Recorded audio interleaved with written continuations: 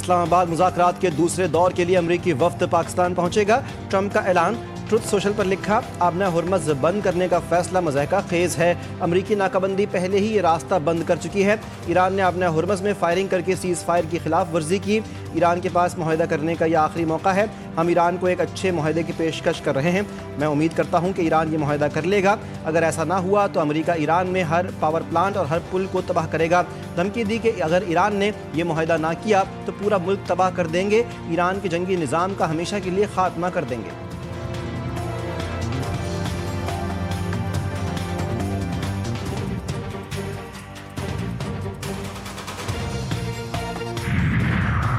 پاکستان کی ایران اور امریکہ کی جنگ بندی برقرار رکھنے کی کوششیں، پاکستان کی دونوں ملکوں کے درمیان جنگ بندی میں توسیع پر مشاورت۔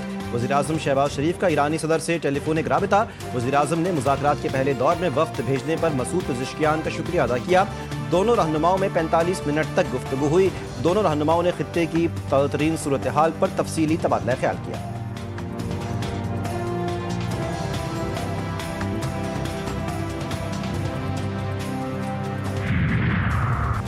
امریکی اور ایرانی صدور کے اسلام آباد مذاکرات کے لیے پاکستان آنے کا امکان روشن۔ امریکی نشریاتی ادارے CNN کے مطابق اگر مذاکراتی عمل خوش اسلوبی سے آگے بڑھا اور ٹرمپ نے اسلام آباد آنے کی حامی بھر لی تو ایرانی صدر مسعود پزشکیان بھی فوری طور پر پاکستان پہنچیں گے۔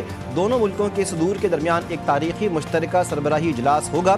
اس غیر معمولی ملاقات کا بنیادی مقصد اسلام آباد ڈکلیریشن پر دستخط کرنا ہے، جسے عالمی سطح پر ایک بڑی سفارتی فتح قرار دیا جا رہا ہے۔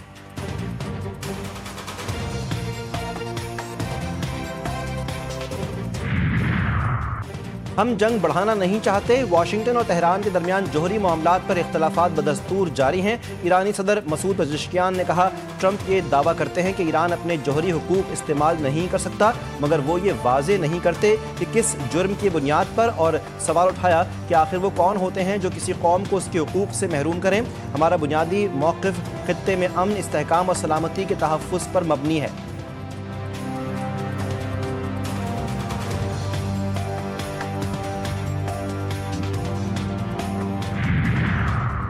ایک بار پھر ہوگا پاکستان میزبان، آ رہے ہیں امریکہ اور ایران امریکہ مذاکرات۔ امریکی ایڈوانس سیکیورٹی ٹیم کے 6 خصوصی طیارے پاکستان پہنچ گئے۔ امریکی ایڈوانس خصوصی ٹیم طیاروں کے ذریعے نور خان ایئر بیس پہنچی۔ خصوصی طیاروں میں امریکی ایڈوانس سیکیورٹی ٹیم کے ساتھ لاجسٹک سامان اور گاڑیاں بھی پہنچیں۔ خبر رساں ایجنسی کے مطابق وائٹ ہاؤس نے تصدیق کی ہے کہ نائب صدر JD وینس خود امریکی وفد کی قیادت کریں گے۔ صدر ٹرمپ کے قریبی ساتھی سٹیو وٹکاف اور داماد جیرڈ کشنر بھی مذاکراتی میز پر موجود ہوں گے۔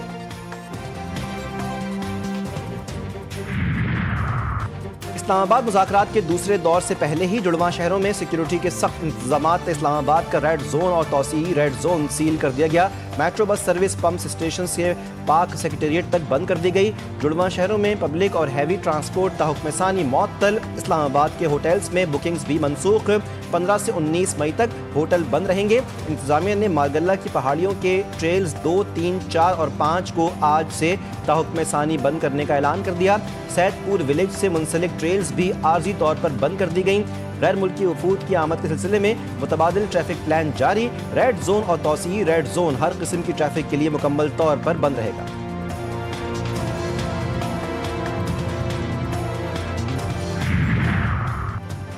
ایران اور امریکہ مذاکرات کی راہ میں رکاوٹیں، وزیر خارجہ اسحاق ڈار کی اہم ملاقاتیں اور رابطے۔ اسحاق ڈار کا ایرانی ہم منصب عباس عراقچی سے ٹیلی فونک رابطہ ہوا۔ مسائل کے حل کے لیے مسلسل مذاکرات اور سفارتی رابطوں پر زور دیا گیا۔ اسحاق ڈار نے برطانوی وزیر خارجہ UH کوپر سے ملاقات میں جنگ بندی میں توسیع اور آبنہ ہرمز میں بحری راستوں کی مکمل بحالی کی اہمیت پر زور دیا۔ اسحاق ڈار کا پولینڈ کے وزیر خارجہ سے بھی ٹیلی فونک رابطہ، علاقائی اور عالمی صورتحال پر تفصیلی تبادلہ خیال کیا گیا۔ اسحاق ڈار کی مصری ہم منصب بدر العاطی سے ٹیلی فونک گفتگو، خطے کی صورتحال اور غزہ کی حالت زار پر تفصیلی تبادلہ خیال۔ تاحال ایران اور امریکہ مذاکرات کے دوسرے دور کی حتمی تاریخ کا اعلان نہیں کیا گیا۔ ایران امریکہ جنگ بندی کی مدت ختم ہونے میں بس ایک روز باقی۔ واشنگٹن میں ایران کی صورتحال پر ٹرمپ کی زیر سربراہی اہم بیٹھک۔ نائب صدر جے ڈی وینس، وزیر خارجہ مارکو روبیو، وزیر جنگ سمیت اعلیٰ امریکی حکام کی شرکت۔ آبنہ ہرمز کی صورتحال اور ایران سے جاری مذاکرات پر تفصیلی غور۔ امریکی میڈیا کے مطابق اجلاس میں صدر ٹرمپ نے فیلڈ مارشل اور ایرانی حکام سے فون پر بات کی، موجودہ صورتحال اور ممکنہ پیش رفت پر بات چیت۔ ٹرمپ میڈیا پر ایران جنگ سے متعلق بلند و بانگ دعوے کرتے ہیں، لیکن حقیقت میں وہ شدید خوف کا شکار ہیں۔ امریکی جریدے وال اسٹریٹ جرنل کا انکشاف رپورٹ میں کہا گیا کہ ٹرمپ عوامی سطح پر جارحانہ لہجہ اختیار کرنے کے باوجود نجی محفلوں میں جنگ کے ممکنہ نتائج اور اپنی صدارت کو لاحق خطرات پر شدید تشویش کا شکار ہیں۔ امریکی طیارے کو نشانہ بنائے جانے اور 2 ہوابازوں کے لاپتہ ہونے کی خبر ملنے پر ٹرمپ نے وائٹ ہاؤس میں اپنے عملے پر کئی گھنٹے تک غصے کا اظہار کیا اور یورپی ملکوں کے تعاون نہ کرنے پر سخت ناراضگی ظاہر کی۔ ایران پر دباؤ بڑھانے کے لیے نئی امریکی حکمت عملی۔ بین الاقوامی سمندروں میں موجود ایرانی جہازوں پر قبضے کا منصوبہ، کارروائی سے کشیدگی بڑھنے کا خدشہ۔ امریکی اخبار وال اسٹریٹ جرنل کی رپورٹ کے مطابق امریکہ بین الاقوامی سمندروں میں ایرانی آئل ٹینکروں پر قبضے کی تیاری کر رہا ہے۔ امریکہ اس اقدام سے ایران پر دباؤ ڈالنا چاہتا ہے تاکہ وہ آبنہ ہرمز کھول دے اور اپنے ایٹمی پروگرام پر امریکہ کو رعایتیں دے۔ ایران کے بریگیڈیئر جنرل محمد رضا نے امریکہ کو خبردار کیا، جنگ دوبارہ مسلط کی گئی تو اس مہینے تیار کیے گئے میزائلوں سے جواب دیا جائے گا۔ ایران پر مسلط جنگ دوبارہ شروع کی گئی تو اس بار یہ عالمی جنگ میں تبدیل ہو جائے گی۔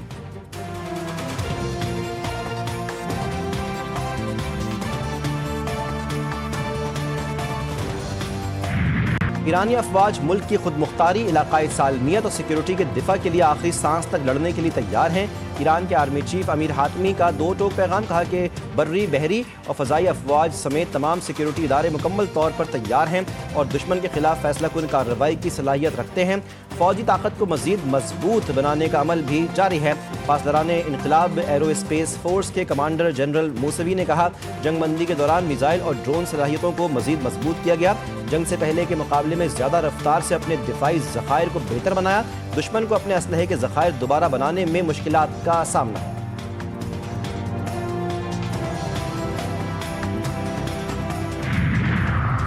ایران نے امریکی ناکہ بندی کے اعلان کو سختی سے مسترد کر دیا۔ ایرانی پارلیمانی اسپیکر محمد باقر قالیباف نے کہا کہ امریکہ نے ناکہ بندی کا اعلان کیا جو ایک بھونڈا اور جاہلانہ فیصلہ ہے۔ آبنہ ہرمز میں ایران کو روکنا ناممکن ہے۔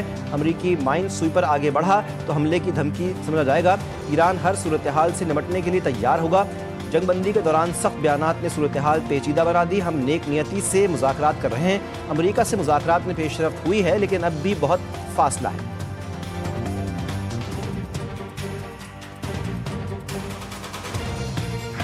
ترکی کا امریکہ اور ایران کی جنگ بندی کی مدت میں توسیع کا مطالبہ، بدھ کو ختم ہونے والی جنگ بندی کی مدت میں اضافہ ناگزیر ہے۔ انطالیہ میں سفارتی فورم کے موقع پر صحافیوں سے گفتگو کرتے ہوئے ترک وزیر خارجہ حاکان فیدان نے دعویٰ کیا کہ واشنگٹن اور تہران کے درمیان مذاکراتی عمل بڑے پیمانے پر مکمل ہو چکا ہے، تاہم چند معاملات پر اب بھی اختلافات ہیں۔ امریکہ اور ایران کے مذاکرات کی وجہ سے لبنان کی صورتحال پس پشت چلی گئی، جس کا فائدہ اٹھاتے ہوئے اسرائیل وہاں منمانی کارروائیاں کر رہا ہے۔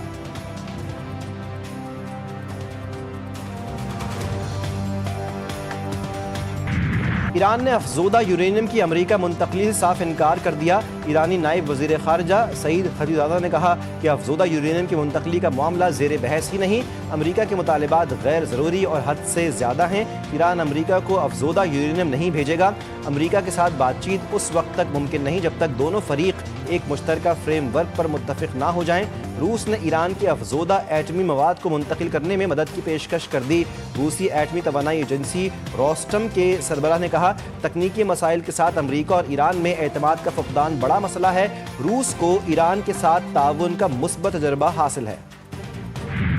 یمنی مزاحمتی تحریک انصار اللہ کی باب المندب بند کرنے کی دھمکی، نائب وزیر خارجہ نے کہا کہ اگر امریکہ نے امن کی راہ میں رکاوٹیں جاری رکھیں تو یہ اقدام کیا جا سکتا ہے۔ اگر ہم نے باب المندب بند کر دیا تو کوئی بھی اسے نہیں کھول سکے گا۔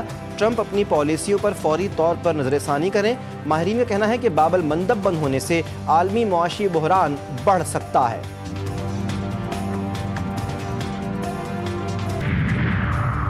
امریکی صدر جس طرح بولتا ہے اس طرح تو محلے کا بدماش بھی نہیں بولتا، وہ پہلے مذاکرات اور گفتگو کے آداب سیکھیں۔ لاہور میں ایک تقریب سے خطاب کرتے ہوئے سربراہ جمعیت علماء اسلام مولانا فضل الرحمان نے کہا ٹرمپ ایک جانب مذاکرات کر رہا ہے تو دوسری طرف دھمکیاں بھی دے رہا ہے۔ پاکستان کی ثالثی دنیا کو تیسری عالمی جنگ سے بچا رہی ہے۔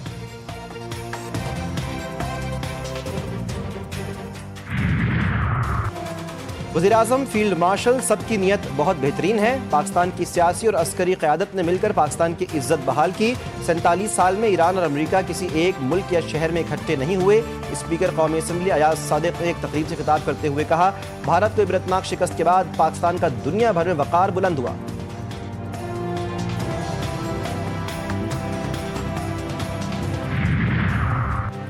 سرحد پار دہشت گردی میں افغانیوں کے ملوث ہونے کا ایک اور واقعہ۔ بے نقاب خوست سے پاک افغان سرحد پر دراندازی کی کوشش، سیکیورٹی فورسز کی کارروائی میں فتنہ الخوارج دہشت گرد ہلاک ہو گیا۔ سوشل میڈیا پر جاری تفصیلات کے مطابق ہلاک افغان دہشت گرد کی شناخت عبداللہ جان عرف ابود جانا ولد نواز خان کے نام سے ہوئی۔ ہلاک دہشت گرد کی لاش افغان حدود میں رہی۔ افغان طالبان نے لاش اس کے اہل خانہ کے حوالے کی۔ افغانی دہشت گرد کی تدفین 13 اپریل کو افغانستان میں کی گئی۔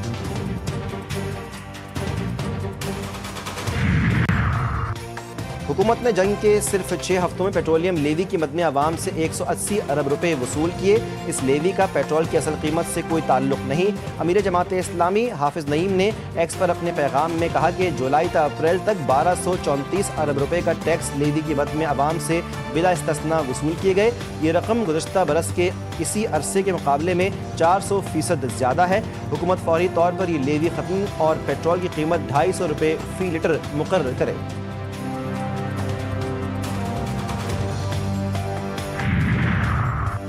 پنجاب خیبر پختونخوا آزاد کشمیر کے مختلف علاقوں میں بارش، بعض مقامات پر ژالہ باری، سوات، کرک، مالاکنڈ، ایبٹ آباد اور مانسہرہ میں بارش، گلیات اور وادی ناران میں برف باری سے موسم سرد، وادی نیلم میں لینڈ سلائیڈنگ، مرکزی شاہراہ کیل شیخ بیلہ کے مقام پر بند، سیاحوں کی 20 سے زائد گاڑیاں پھنس گئیں۔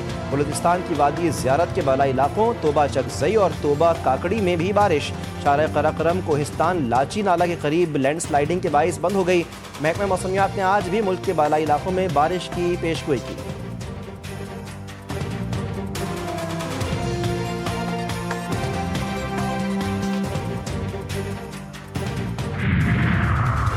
معروف مذہبی اسکالر انجینئر محمد علی مرزا کی جھیلو اکیڈمی پر حملہ، اکیڈمی انتظامیہ کے مطابق حملہ آور نے گیٹ پر مورچہ بند ہو کر فائرنگ کی۔ حملہ آور کا پولیس نے بھرپور جواب دیا۔ پولیس کی فائرنگ سے حملہ آور موقع پر ہی مارا گیا۔ حملہ صبح 10:45 پر ہوا۔ حملہ آور کی فائرنگ سے پولیس اہلکار بھی زخمی ہوا۔ کراچی میں فائرنگ کے 2 واقعات، 5 افراد جاں بحق، 4 زخمی۔ بلدیہ ٹاؤن میں سابق شوہر کی فائرنگ، بیوی اور 2 بیٹے ہلاک۔ گلشن معمار کے دھنی بخش گوٹھ میں شادی کی تقریب کے دوران 2 گروہوں میں تصادم ہوا۔ فائرنگ کے نتیجے میں 2 افراد جاں بحق، 4 زخمی، 1 ملزم گرفتار، دیگر کی تلاش جاری۔